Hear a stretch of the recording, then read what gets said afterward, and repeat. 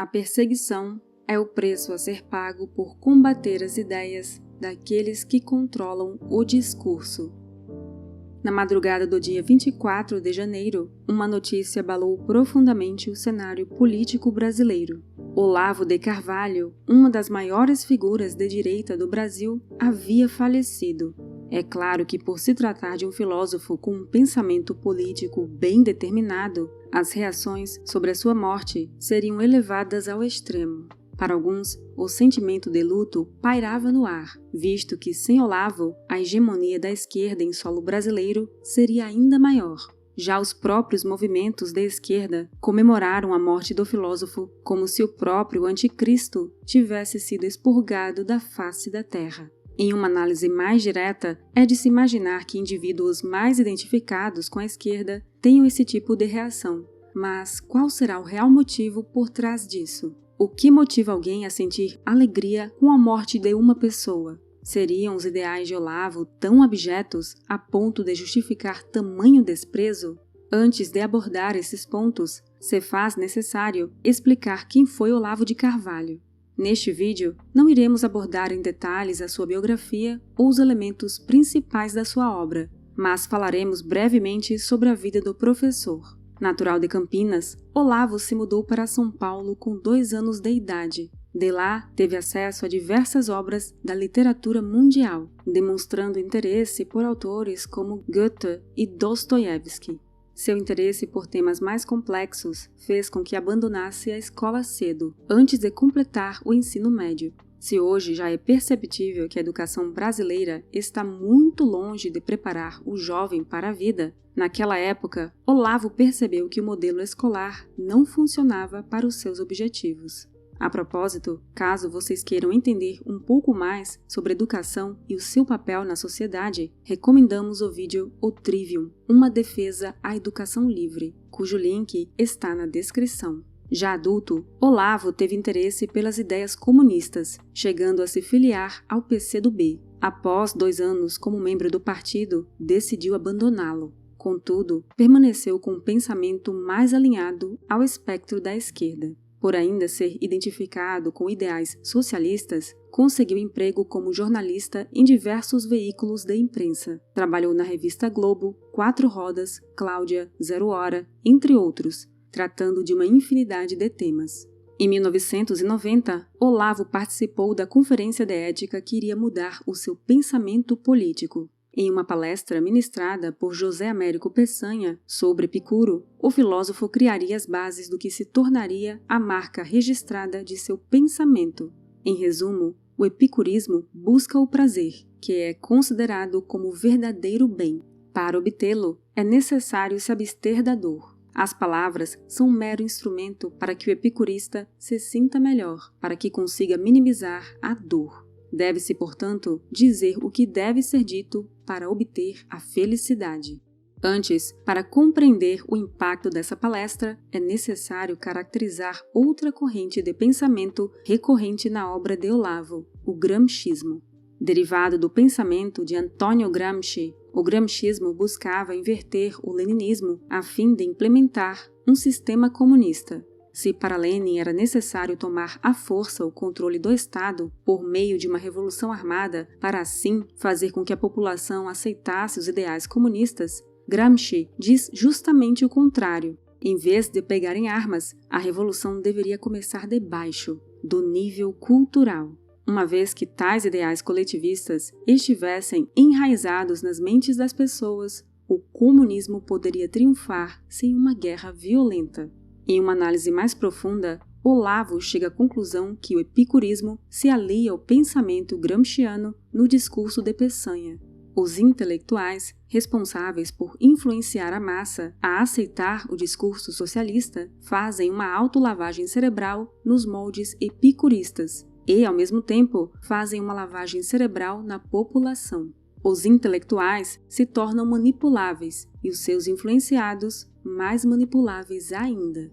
O fato é que essa descoberta foi o pontapé inicial para sua obra principal, a trilogia do imbecil coletivo. Entretanto, como dito anteriormente, não é objeto deste vídeo detalhar a sua obra. Caso você tenha interesse, pode encontrar esses livros facilmente na internet ou em livrarias.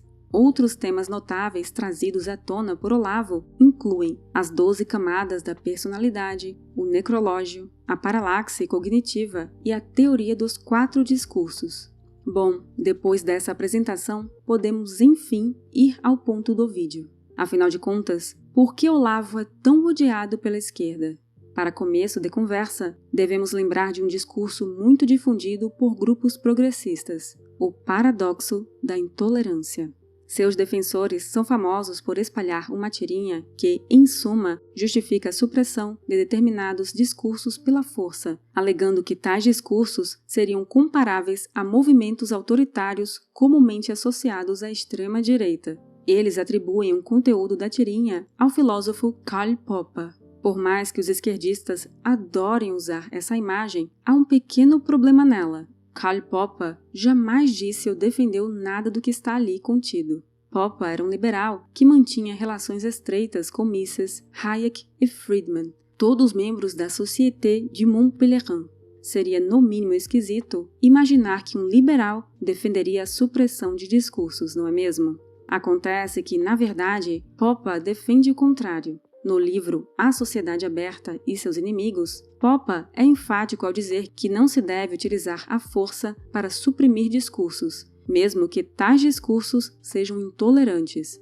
A citação a seguir está na nota 4 do capítulo 7 do mesmo livro. Ela diz o seguinte: nessa formulação, não quero dizer, por exemplo, que devemos sempre suprimir a expressão de filosofias intolerantes. Enquanto pudermos contradizê-las pelo argumento racional e mantê-las em xeque pela opinião pública, a supressão delas seria certamente insensata.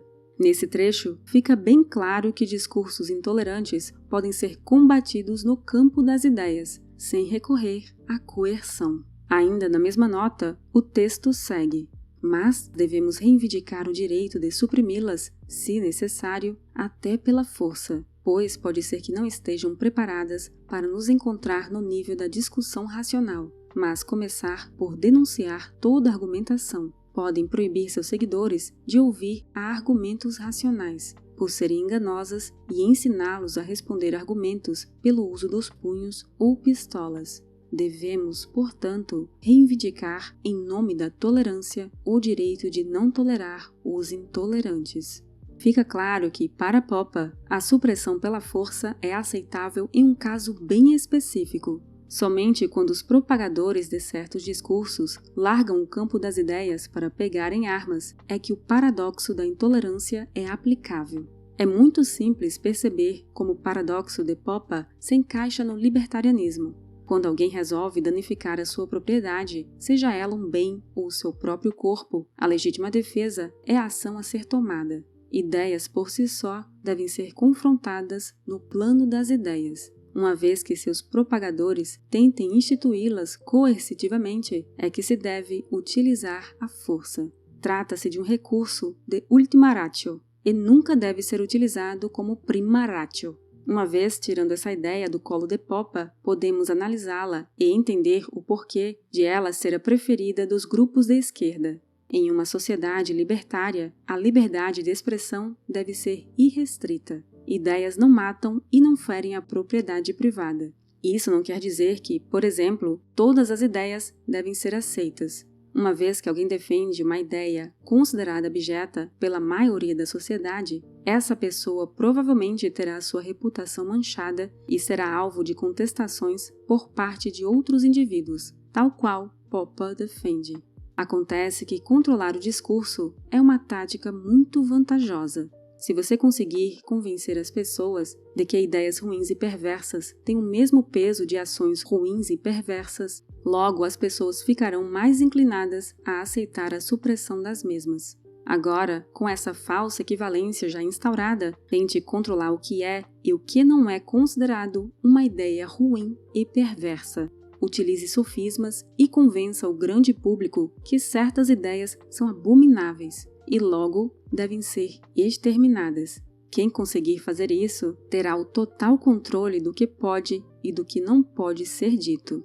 A dialética hegeliana é composta de 3 momentos distintos: tese, antítese e síntese. As ideias formam uma tese que se choca com a antítese, para em um momento futuro formar a síntese, tornando-se mais concreta. Marx era aluno de Hegel, e o marxismo utiliza a dialética hegeliana para além do plano das ideias. Não é engraçado pensar que os esquerdistas querem justamente acabar com esse processo, inibindo o surgimento da antítese? A verdade é que eles não querem inibir, mas controlar a antítese. Se você controla os dois primeiros elementos da dialética, a síntese será muito mais favorável ao seu lado.